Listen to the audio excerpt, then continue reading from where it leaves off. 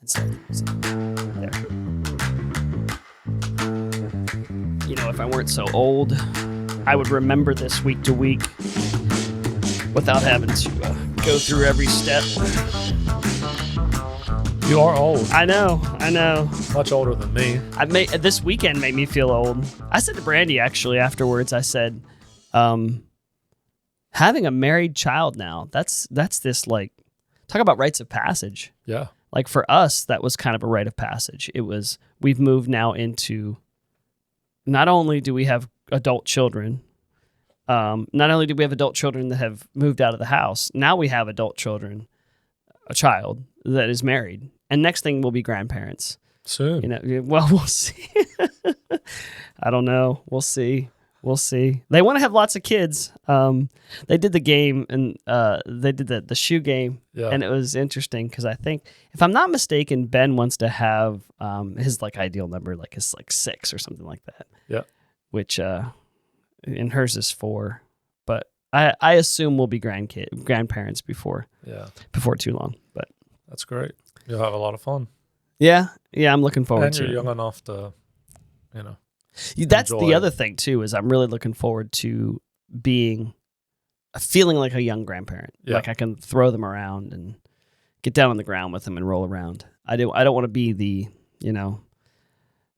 one that's just yelling at them from the recliner. Yeah, be quiet. That doesn't sound like fun. We're talking today about the way I put it on my notes was education versus schooling or college. Maybe talking about how we've seen public education, even the homeschooling kind of phenomenon, especially take off during COVID. We can maybe even analyze, okay, what kind of education, true education, are we getting in our public schools? I have to start with this. It's a little anecdotal, but I was having a conversation not too long ago with a public educator. And I don't know if I brought this up on the podcast before, but I was a little dumbfounded because here's my assumption. My assumption has always been, okay, it hasn't changed that much since I was a kid. Mm. We see some social things, some trends and tendencies that we don't like in schools, and we think maybe they've gotten too liberal with how they punish or don't punish kids or whatever.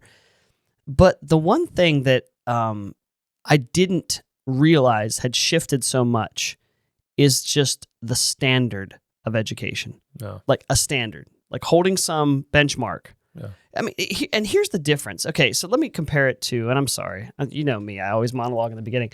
And so if I'm an Olympic event, it's a high jump, right? And I've set the bar here, and I want to set a world record. I know what the previous world record is. It's right here, right? Yeah. And I have to go over that, right? And so if you were to ask me, okay, Tobey, since you were in school, K through 12 public education, that was me, K through 12 public education, how much has that bar changed as far as what it means to pass or fail? And I would say, well, I think they've kind of lowered the standard a little bit. So check this out. I'm talking to someone, and I had it confirmed with a couple sources, local schools. When I was a kid and I was in most classes, there would be if you didn't turn in an assignment, you would have at the beginning, you get your syllabus, you know what your big assignments are. You had a big paper due, a term paper that's for 20% of your grade. Then you had a final exam that was 30% of your grade, whatever. And your homework adds up to all this accumulated, number. If you don't turn something in, it's an incomplete. And the score on an incomplete, if you leave it incomplete, depending on whatever grace your teacher wanted to show you, it would eventually be a 0, right? If you didn't turn it in, it was a 0, averaged against everything else. Yeah. Okay. That is no longer the case in our local schools. You cannot get a 0 for something not turned in. Okay. I get a little bit hot when I talk about it. It frustrates me. If I don't turn something in, first of all, if I'm not mistaken, in most classes, and I don't want to speak too definitively because I don't know for sure, but I'd like to go to the school system and actually ask them if this is a standard. The teachers are required, from what I know, to allow the entire semester for every assignment to be turned in or completed, right? They have the whole semester to come back and make it up. Okay. So first of all, there's that. There's no like drop dead time where I can, it's a 0. And the lowest score you can give someone is a 50 on an incomplete assignment. On an not unfinished, but just totally not done. I didn't do it. I didn't 0 the effort, I get a 50. 0 effort, I get a 50. Yeah. And so and I thought, okay, so if I'm thinking about that bar again, where this bar is, I'm thinking, okay, they've totally changed it. Because if I had 3 assignments in a class, all equally, weighted, and I did an incomplete on one, incomplete on the, and then I got 100 on the last one. I got a 33% for the class. I fail. Yeah. And not to mention the failure when I was in school was 69 was an F. Yeah. 70 was a passing. 69 was failing. Yeah. Now it's 60 is passing, by the way, local schools. 60 is passing, and I get 50% for not doing anything. Yeah. So where I used to have to come up with 70 percentage points to pass a class, do the math, now it's 10. I have to get from 50, the lowest I can get for not turning something in, to a 60 to pass. And I thought, okay, that totally changed the way I thought about where we currently are as far as standards go. Yeah. Did you know that had changed that much? I mean, I knew there was changes. You would think that with that kind of change, it would actually bump the bar up, because you're starting everybody out at that 50% level. So it would push everything up. But I was reading an article a day or so ago. 40% are behind grade level in K through 12. And so, you're not even pushing the bar up, compared to what it was before. You're actually decreasing, and who knows how much COVID or other things play into that. I'm sure it certainly did. But and I also have to wonder, when you think about education, what are you could be educated in a lot of things, but what's the general goal of a society educating young people or people in general? What's your overall goal for that? And I think generally in the American culture, we've seen education more along the lines of educating for being in the workforce. Right. And so when you start out someone expecting 50%, that doesn't translate to the business world. Well, if it did, I'd be in trouble, because I just think about it. Okay, you didn't show up for work yesterday. Yeah. Instead of getting paid $20 an hour, you only got paid $10 for the 9 hours you didn't show up. $10 per hour for the 9 hours you didn't work, or whatever. Or the work that you were given, you just decided not to do. So tomorrow you only have to do half of it. Yeah. Or whatever. I mean, it doesn't translate. It's silly. And that's a problem if what we're educating, and I would say the overall goal should be to produce productive, sorry for the redundancy there, productive members of society. Yeah. If that is the goal of the education system, then if you have standards like that, how can you hope to do that? Yeah. To have productive members of society. I think, generally the goal of Western education has been free thinkers, and that's the mode of liberal arts education. Right. Is to create critical thinkers, people who can wrestle with ideas and knowledge and things of that nature. And we don't really, I don't know that you get that anymore, particularly with. And again, I haven't done a lot of research, so I do want to be careful as well. But I've heard enough to know it certainly is an issue, like with new math and 2 + 2 is 5 and those sort of things. Right. Obviously that's kind of silliness that is impacting people's ability to provide for their families and other things over the long haul. Can you imagine bringing 2 + 2 = 5 to the workforce? That would create a problem. Yeah. Yeah. But, and again, employers won't put up with that. But I also wonder, maybe we don't want to go too far down that track, but how much of that is simply to keep people beholden to a government, or beholden to a an elite group of people, or because if they can't make it in working for someone or building a business or other things because they've not been educated to that, the only thing they have to look for or look towards is the government. Yeah. And so, I don't know how much of that is. We need to keep a tinfoil. I need to keep a tinfoil hat. Tinfoil hat. Here. Yeah, right in the middle of the table, and we start to say something we realize is a little bit, conspiratorial. But that's, that is John Dewey. He's the father of the modern educational system. Do some research on him. Yeah, and that was some real thought. He did not think that parents should have any kind of real influence on their kids. It was a state's responsibility to raise the kids, and parents shouldn't have influence on their child's education very much. I mean, homeschooling or other things would have been pretty horrific to him. To perceive because of his thoughts on how education, but much of public education is embraced, and that is Marxism, by the way. Yeah, I mean, the state controlling the product, the good of the state, over the good of the individual. Yeah, and it's funny because I've said this before. I've told my kids over the years, challenge paradigms. Yeah, and it's to my own detriment sometimes. They challenge mine, right? Which is good. It causes me to, if they're legitimate and worth defending, then I can defend them well. If not, then I have to change my own paradigms. But one of the things I was riding down the road one day, and I thought, as I'm passing these yellow cans, rolling past me with these big wheels and all these windows on the side, I thought this is a strange paradigm. I'm sorry, just think about it for a second.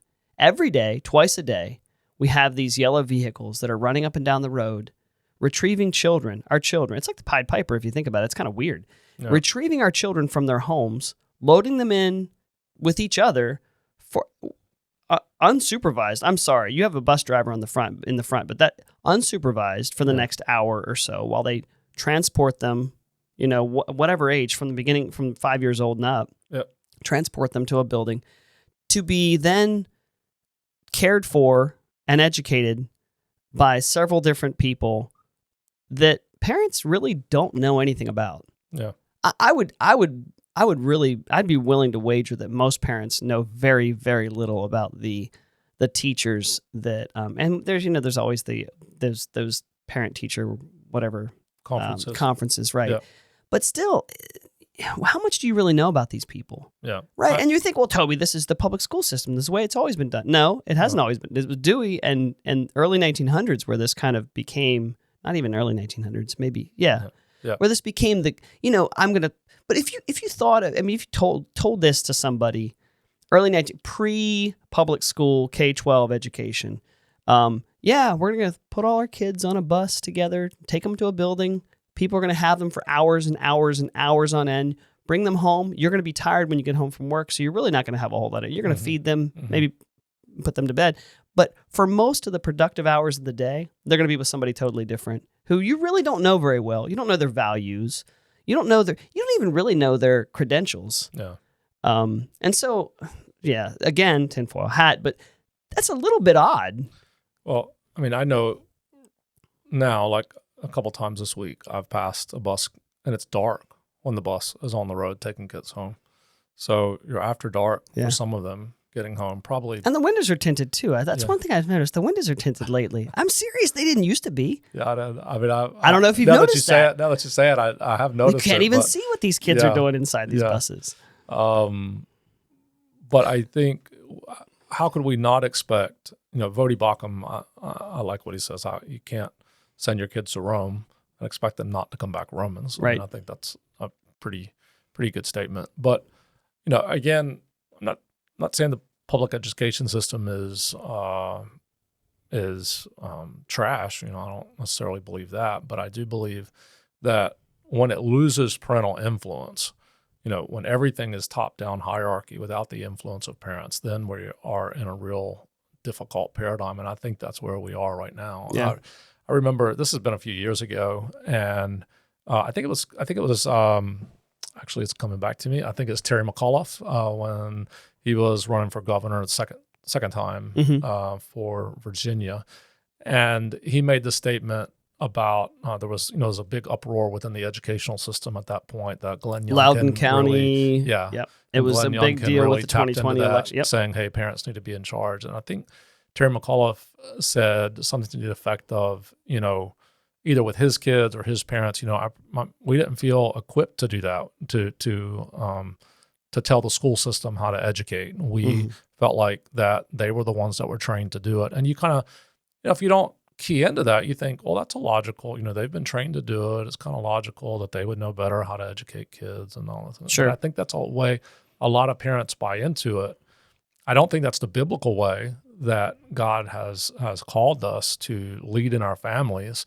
We have to have responsibility. It's actually the parents who are the primary educators. And again, whether you Christian school, whether you co-op, whether you do other things, I don't necessarily think there's a biblical prohibition against outsourcing some of that, but you still have to be the one leading it and in control of it and aware of it. So, we can point the finger at the overall public paradigm or any of the educational paradigms. I think we can point the finger, but really the finger's got to come back to the parents.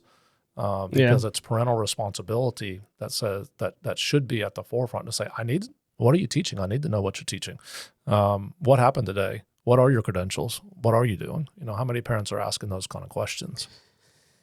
If I were to ask you how much do you think the average K-12 per year student cost is for the taxpayer?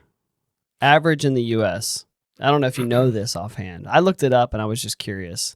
What does it cost to to school? Because I'm going to clarify the difference there. Yeah. But to school a child K through 12 in the public education system, what does it cost the American taxpayer per year? Do you have any idea? I've seen it in the past. I don't recall, but I would say 8 to 12. 16. Oh, wow. Yeah. 16,000. And it's funny because I remember. It's like one of the highest in the Western world, right? Well, and so you think, oh, well, that makes sense because we must be, if we're spending more than anybody else in the Western world, or in the developed world, there's this organization called the Organization for Economic Cooperation and Development, OECD, that has kind of standards of education worldwide. Yeah. And we kind of grade ourselves against each other. Yeah. Right. And so you're thinking, oh, well, we're going to be number 1, number 2, number 3. Of course. We're going to spend a lot more because obviously you spend more to get more. Right. You think that's going to be the result. Yeah. Right. And you think, and here's the funny thing about that number too, is I remember hearing several years back, I remember hearing someone who was sending their child to a private school, and it was around here. And I think, if I'm not mistaken, back then it was like $17,000 a year or something like for tuition. I was thinking, man, that's crazy. That's expensive. Yeah. Well, it's expensive if you're paying taxes and paying that. Yeah. Yeah. Right. But that's actually right on par with K-12 public education. Yeah, but most public schools, most private schools are doing it for a lot less than what the public school is doing it for. When I was headmastering before, the state where I was, the average ACT score was a 19, which is pretty low. Of the public school across the board was a 19. Classical Christian schools at that time were producing, the average was a 27. And I think ACT's 31, 32. I can't remember. But it's well above average. In most college applications, if you got a 27 on your ACT, you're getting in the presidential scholarship range. Right. You're getting close to full tuition scholarship. And it's not because they were throwing more money at it. It's because they were doing it better and they were doing it focused with parental involvement. And I think that is really the key, is having parental involvement in education. And no amount of money is really going to substitute for that. This is 10, 15 years ago. Yeah. But we were educating kids in the $3,000 to $5,000 range at that point. And that was books, teacher salaries, everything, included in that tuition. And you're producing kids that are able, and again, we can say what we want about standardized testing, but if you want a baseline to kind of compare apples to apples, you're exponentially doing better than your Yeah. counterpart. Yeah. And there are some reasons for that. I get a lot of public schools don't accept, a lot of private schools do not accept kids who have learning disabilities Yeah. or other things. So there are Right. some reasons where you would expect a bit of a lower, on some standardized tests, but not to that magnitude. Yeah. Yeah, and the thing, when you look at those numbers, you think, okay, well, that's a lot of money. But if we are getting what we pay for, then it's worth it. We'll pay everything we need, every penny we need to make our kids, give them the opportunity they need. So here's the reality, though. So the OECD, the Organization for Economic Cooperation and Development, these are education worldwide. The U.S. ranks in math 28th out of 37. 37 total countries, 28th. We're in the bottom third. Yeah. And we're 12th out of 37 in science, but still, considering and this is, I think these might just be STEM type comparisons. Yeah. And so I think that's pitiful. Yeah. Can you imagine how long? Okay, I'll put it into something that actually, people can relate to.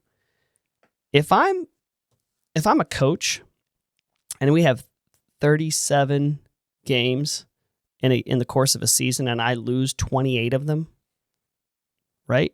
Guess what's happening next year? Yeah. I'm out. There's no way I can lose 20. I can't be in that tier. There's no way I can be that far down. Yeah.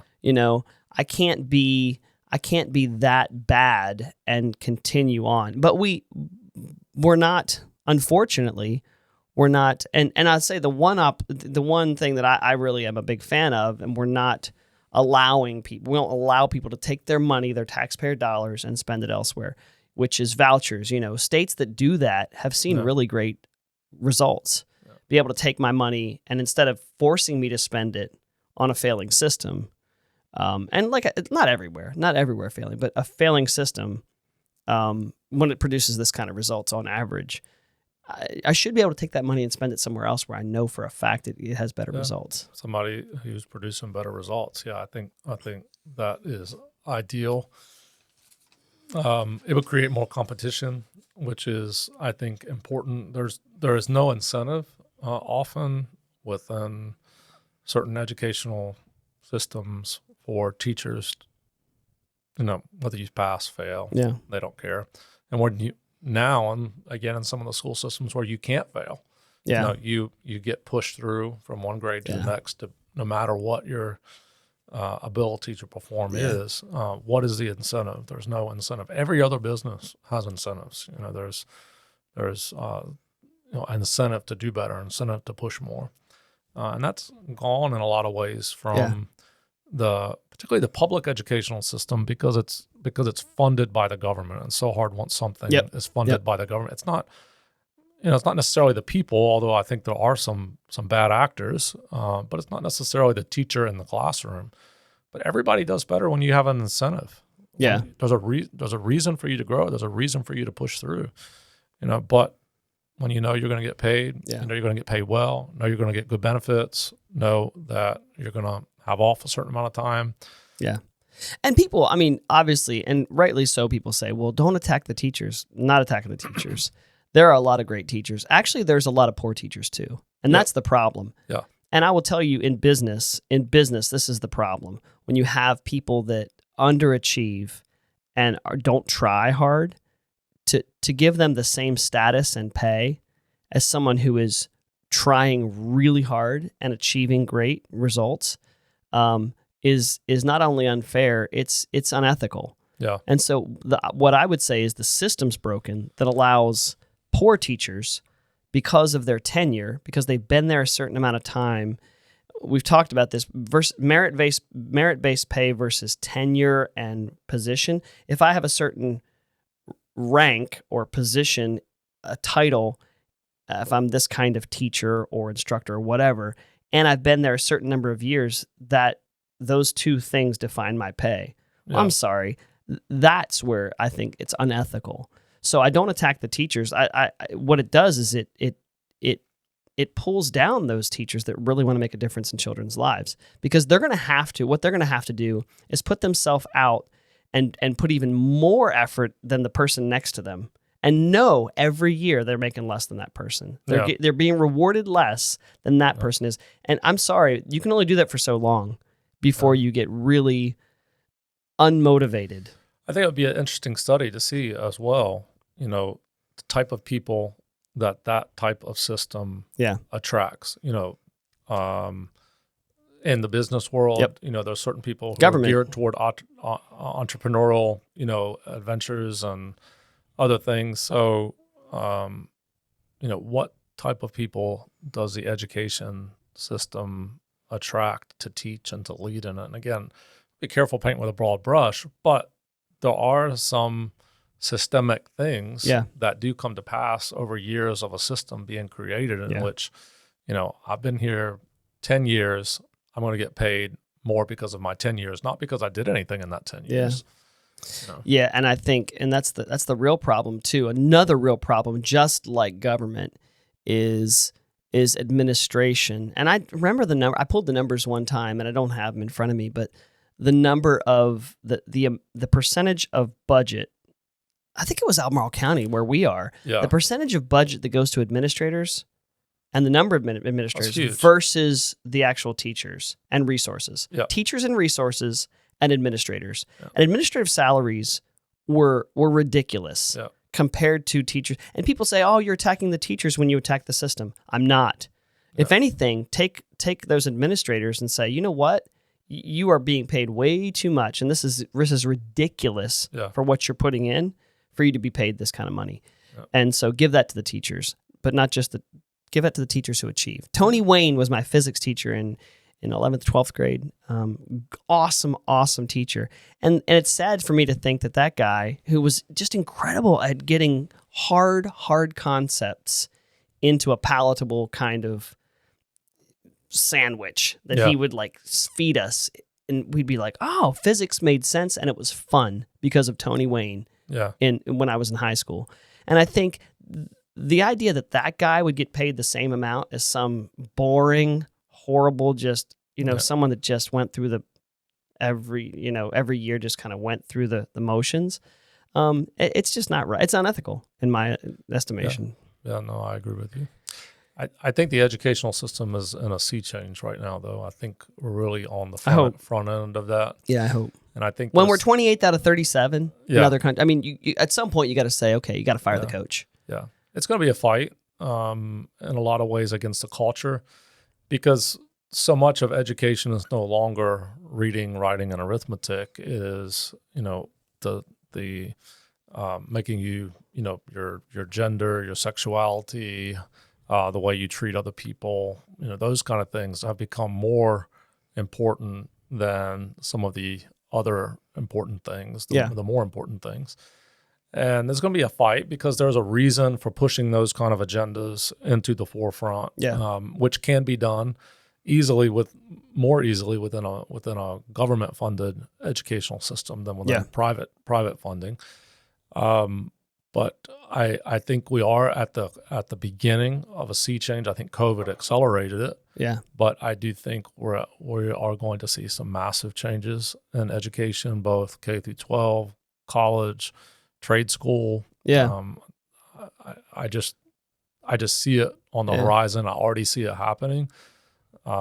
Churches are really stepping up to help provide educational opportunities. I think there's some areas where churches haven't ventured into, but that are probably open doors. You don't hear much of Christian-led trade schools or apprenticeships or other things along. You hear Christian universities and Christian schools and things, but that trade school option from a Christian perspective is not as well developed.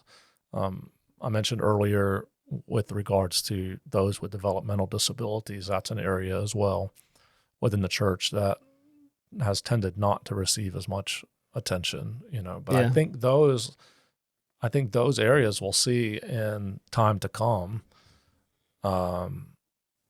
more development, more opportunity there. So college. Yeah. Yeah. Well, so just background, I have a college degree, 4-year bachelor's, right? I got a little bit, it was a little unorthodox how I got my degree. I didn't go straight out of high school to a typical 4-year. And so just for background, so I did at 29, I finished a 4-year bachelor's, right? You, a little different, right? You have more letters. I have no letters after my name, but you've got letters after your name, right? You don't ever put, I know you don't like putting letters after your name, but you have some. Yeah. Yeah, I was a little non-traditional. I actually went to community college right out of high school for a year, and then took off a year. Didn't go at all, and then left home and went and finished up the next 2 years at a traditional 4-year Christian university. Yeah, and so it was a little non-traditional. I've done some education beyond that, but for me, everything pretty much except for the community college route was Christian education, Christian schools and things.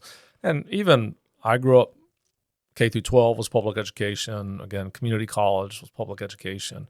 I benefited from all that. Yeah. And people were very helpful. And I remember still some of my professors and things that were very, very helpful to me.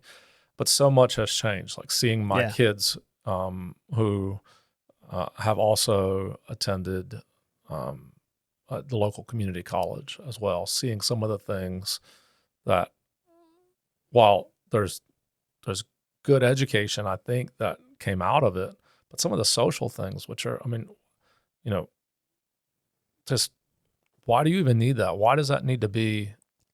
I don't even want to talk about, like, I can walk through the hallways, which I did with my son when we first went to the local community college here. And there's things sitting on tables and other things that I think, why does that have to be there? Yeah. Why do you have to bring this in to a place where people are going to be educated? What do you think that's proving? So and that was really, the background is kind of helpful, because we come at it a little differently than each other, but we definitely come at it probably differently than maybe just the typical American parent who's thinking about, okay, my kid's getting ready to graduate from high school. Now what? Well, they go to college next, right? Yeah. And it's funny because one of the things that Brandy and I have noticed over the years is when our kids have approached graduation, the questions seem to be not just what are you doing after high school, but where are you applying for college? Where are you applying for college? A couple things I'll say, and because my background is a little bit I just happened to not fit into a 4-year. Brandy did. Brandy went off to a 4-year secular. She was a soccer player that went to JMU, playing soccer at JMU. So that's even a different thing. Like sports, how it gets you into a 4-year degree. But the typical 4-year college right out of high school, that's what she did. I didn't do it quite that way, but that model in particular, that parents, here's what I would say. That model, I think, for the most part, especially for Christian parents, is broken for the most part. Yeah. A public or in-state, state-funded public college, a regular 4-year living on campus or on grounds, that's kind of laden with too much of what I would say kind of is Rome. Yeah. It's like sending a lot of parents that I've heard is sending your kids to Rome. Yeah. And so, but even back a little bit, I would say my tendency for my children is to say,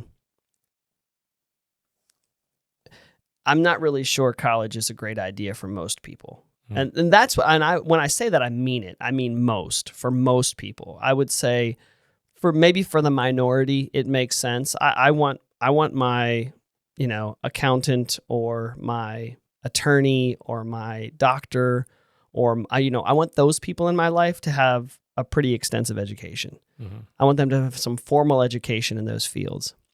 But outside of that, I think so many people go off to college because it's just assumed that that's what they're doing. Yeah. And I think I'm probably a little bit more reserved as far as saying I want my kids to have a college education than maybe even you are. Do you think having those more years under your belt in the classroom, do you think you have more of a tendency to say I really would like my kids to have a college education, or would you even say that? Would you like your kids to have? And that's the thing too, is education versus schooling. Because I would say, go get yourself a degree. Get yourself a degree is very different than go get yourself an education, I would say. Yeah. So my process of education from start to finish, I've just seen it not necessarily as a pursuit of a degree, but as the pursuit of skill in order to be able to communicate, to people about the scriptures, about the Lord. So for me, like I would really encourage someone who's going into ministry, get a seminary degree. Now, a lot of people would say, no, you don't need that. You don't know. I would say for someone who's going into a ministry field, to have a grasp of the original languages, to be able to, I'm not saying you have to read in it, but I am saying you need to know enough to be able to know the tools, know how to use the tools that help you with an ancient culture that you don't really have exposure to. And to do it in a disciplined and a focused way, I think is important and is helpful. It was extremely helpful to me. Yeah, that makes sense. But I think there's other opportunities that aren't, it's not as critical. Like you said, obviously a lawyer, you want somebody who knows the law, who can write well, speak well, defend well. A doctor, you want this, someone who knows what they're talking about in that field. But there's other fields that I think provide opportunity to learn on the job, employer training, to do a trade school. That would be helpful. Yeah. So I guess for me, what I would say in terms and with my kids. Yeah, I was going to ask you that. Do you have a default for your kids? Yeah. So I've only got two right now who are kind of in that after high school vein. Yeah. And so for my son, what I felt for him was you've got to have an ability to earn an income. Now, whether that, he talked about military, which we kind of discouraged a little bit really because of some of the, the DEI kind of stuff that was really percolating strongly during the time when he was looking at it. But that's kind of my default is for the boys particularly, how are you going to support a family? And if you want to go to trade school, become an electrician, a plumber, a carpenter, a brick mason, I'm all for that because I know guys who have made really good living. I think the challenge is when someone flounders out of high school without skill building, that's what concerns me. I don't want my kids to get to 18 years old and think, I don't know what I'm going to do. I'm not going to I'll just work at a coffee shop or work here or work there until I figure have it some out. direction for sure. Yeah. At least be getting something because I feel like just get something under your belt, get some exposure. So if you don't know what to do, go take a couple college classes and see. Maybe you find out you don't like it at all. Yeah. Okay, go work for a carpenter and maybe you like that. Yeah. But find something where you're at least pursuing some sort of path forward to provide for a family in the future. The problem becomes when the default is the default is just go to college. Yeah. Well, you're just telling someone, hey, it's almost like saying go to Disney World. Do you know the problem with Disney World? It's expensive. No. And it's mostly entertainment, right? Yeah. And I would say for people without direction, that's what college tends to be. Yeah. It's expensive and it's mostly entertainment, right? And it doesn't give you any direction for the most part, unless you already have some sense of what. Okay, I back up a little bit. So our firstborn, he was kind of academic. You could tell that having a college degree and even having the education he got an English degree, and people say, it's a useless degree. What's my degree? But that's actually was his interest. His interest was literature and communication and being able to speak well and communicate well. And so English made sense. But what he did was, and here's one of the things I don't understand because I haven't. So it costs $27,000 on average, $27,000 a year for an in-state college degree. So $27,000 a year, that's for tuition and room and board. On average, $45,000 for out of state. So if my kid says, I really want to go to West Virginia instead of Virginia, instead of Virginia Tech or UVA or William & Mary or whatever, I want to go to West Virginia. Now it's $45,000 a year and $58,000 a year on average for a private university. So that's a lot of money. And one of the problems that I have, and one of the things that we did with our oldest son was dual credit courses when he was in high school. Yeah. Because what I find is, and it's crazy when you figure this out, is that the first 2 years of college, for the most part, are a repeat of the 11th and 12th grades of a good high school education. If you had a good high school that taught you, the algebra, the pre-calculus or whatever in 11th grade, and you had the physics and chemistry and biology and things like that were actually kind of advanced, then you shouldn't have to do those over in the first 2 years. And so now I'm paying $30,000 a year to send my kid off to learn the things that he just learned for the past 2 years in high school, where I spent $16,000 a year to send him there. And so that's where I think it's just craziness. That's where community college is a really good idea. But for him, having those 2 years of dual credit, he went straight into his 2 years to finish off his degree, his major, and he was able to do that really quickly. So there's some less expensive ways, because here's what I think is just madness, is when people just let their kids roll into this assumption that it just makes sense for everybody and anybody that, likes school, enjoyed school, just to roll into this kind of expense. And $1.75 trillion right now in student loan debt in our country, which is insanity. And the colleges have played to the government's desire to dole out funds. And so you have, when our parents were out of high school, to go to college was a rarity, and probably in their friend group. I know it was for mine, probably for yours too. I'm the first person I'm the only person in my immediate family with a college degree. So you think it was a rarity, and so the degrees were kind of focused in the specific fields. It wasn't gender studies, it wasn't, whatever other crazy ones. But now all of that, and the government funds it. So the colleges have a desire to have as many people as possible coming to college, because it makes them If people wealthier. think colleges are not a business, tinfoil hat. Yeah, no, it's tough. I mean, it's a money-making business. So, they're exempt from all these endowments. They're exempt from paying taxes on the. Yeah, they don't have any. To a college, there is no incentive for that student for them. What do they care if they get a job or not? I mean, there are ratings and other things, but once you don't get your money back if you don't get a job. Right.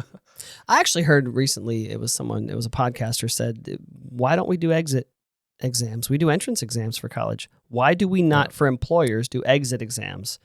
What did you produce in 4 years and $150,000? What did you produce for now as an employer? I want to know what you're like. If I want to come to University of Virginia and say, oh, wow, I want a UVA grad, I want to know what I'm getting. Yeah. Why don't we do an exit exam? So what did that 4-year college degree get me as an employer as a product? Yeah. Right. Yeah. So I would say, please, if anything, don't let your child just roll into just saying, okay, this is what I do next. I just do this next because it's the next logical thing. And back to last week's, we talked about these, or maybe the week before, we talked about these gray areas of adolescence. I think that's the one thing that I see that is a real detriment, which is this delayed, it's this extended or expanded adolescence. You take someone who is an adult coming out of high school, a legal adult at 18 years old, whether they're actually acting like an adult, it's different. And then you say, for the most part, you send them to a regular 4-year, college where they're going to be living in a dorm with a bunch of other so-called adults, right? And for the next 4 years, and that is not a maturation kind of you are not maturing in that 4 years. And so you just extended their adolescence. Yeah. And versus maybe, So trade schools, I think, they used to have a little bit of a stigma, blue collar versus white collar. Well, I don't want to be, why would I want to be a welder, or that's a dirty job, or only if you want to make a good living. Because guess what? HVAC, electrical, plumbing, welding, carpenters, finished carpenter, they make really good livings now. My oldest son, who is in a 4-year program, Lord willing, he'll graduate in May. But he went to community college and got his welding certification. Yeah. And he loved it. Yeah. I mean, it was just, he really enjoyed it. So he's going to school to be an engineer, though. Yeah. So engineering is one of those things. Yeah. I want the people that are building products and buildings and civic kind of infrastructure. I want those people to be formally educated in engineering. So that makes sense to me. Yeah, it does. It does for his career goals. It made sense for him to go to college. But I don't think, I've got another son coming up that he's not quite as definitive on that. He's mentioned, hey, I may want to work on cars or something like that. That's not a 4-year. I don't care if the guy. I think college would make him crazy. By the way, it may. More crazy. It may. I don't care if the guy working on my car has a 4-year degree or not. I want to know, does he know how to diagnose and fix it? Is he honest? Yeah. Those kind of things that are important. But I do think, application here is more believers should explore building biblically valued, Christian valued trade schools. I actually recently had a kind of a business model that I thought would be, like internships among trades. And a way to, if it would be really cool to structure something where you take, high school age or just after high school, and for a year you allow them to get their feet wet in like 5 or maybe less. Maybe it makes more sense to do several months. And being able to bring value to even local business owners in putting those apprentices with them for a short period of time. Because I agree, I think that's the way this whole, and one of the problems I've seen with college is, I changed my major. I decided I wanted to change my major. Every time you do that, you realize it costs you a bunch. I mean, that's cha-ching every time that happens.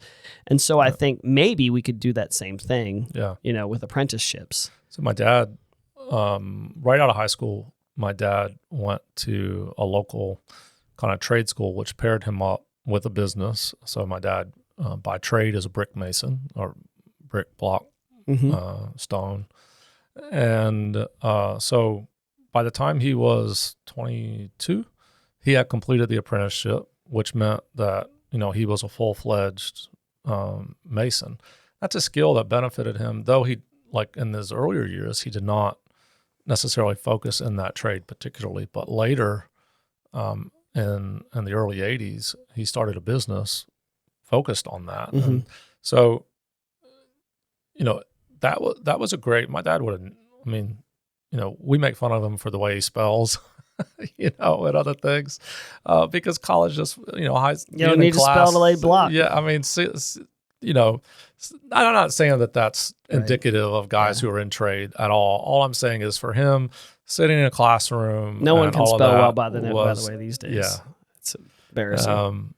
It was not a benefit for him to sit in a classroom and go through more knowledge like that. What was beneficial to him was being with other people, hands-on learning, and working with his hands to learn how to do it. And he became very skilled at that. So I think we miss that sometimes. I've heard one of the guys here locally was working on a house. He said, we can't find anybody that's a good brick mason anymore.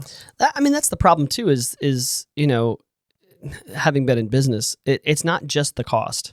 So people say it's just the cost. Well, if I get a degree, and people with degrees make better money overall over the long term, it's not just the cost, it's opportunity cost as well. Because I think about people that just are not, and here's what I would say. If I went to a bank and said, hey, I need to borrow $30,000 this year, for what? Well, for my food and for my, I'm going to take some classes and, what are you going to, at what point are you going to be able to pay this $30,000 back? Well, not after the first year.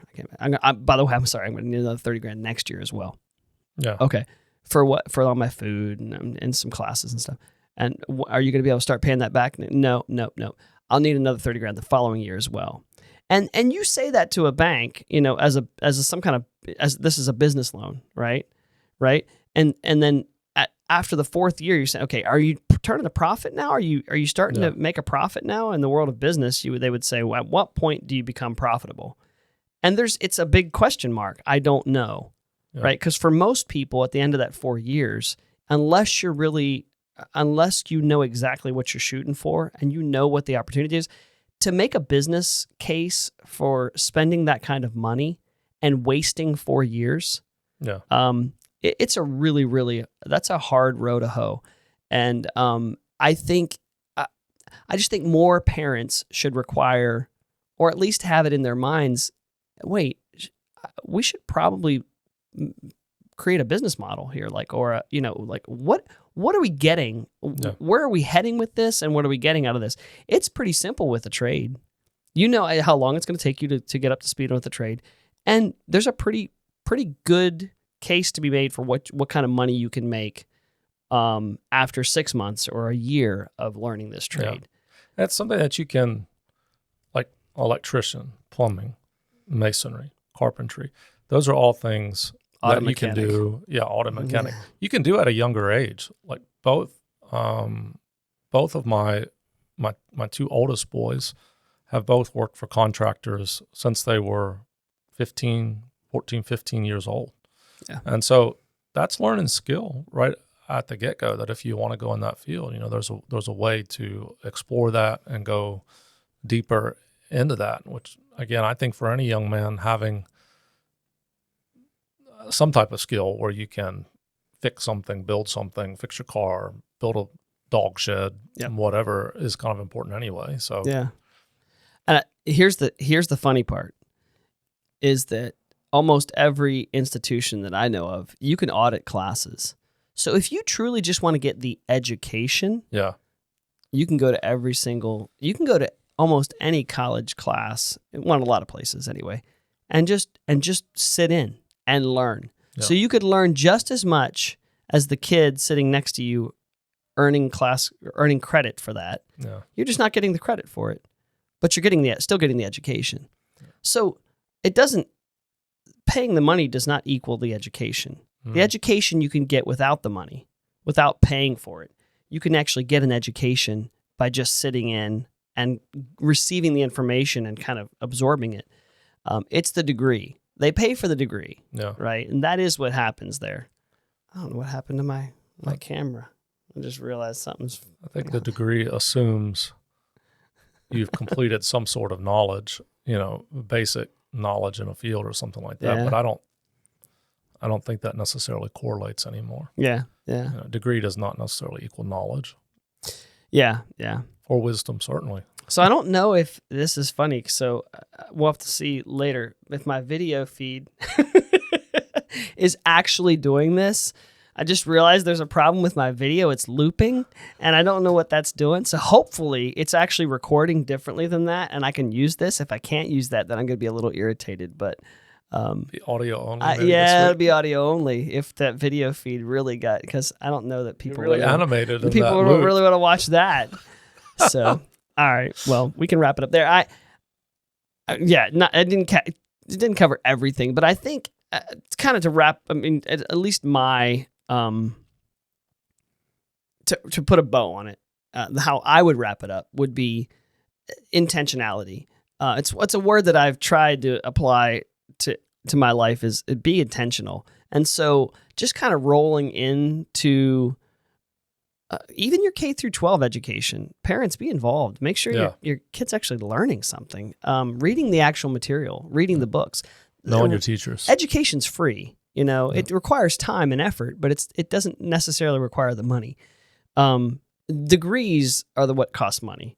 But be intentional about it, and don't just roll into the next thing thinking, okay, well, that's what the next thing, we have to do that.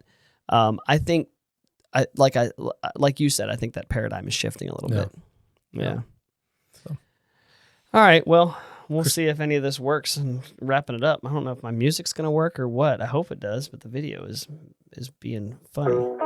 There's the music. So we'll fade it out, and we'll hope that this video feed is not what's going to be recorded.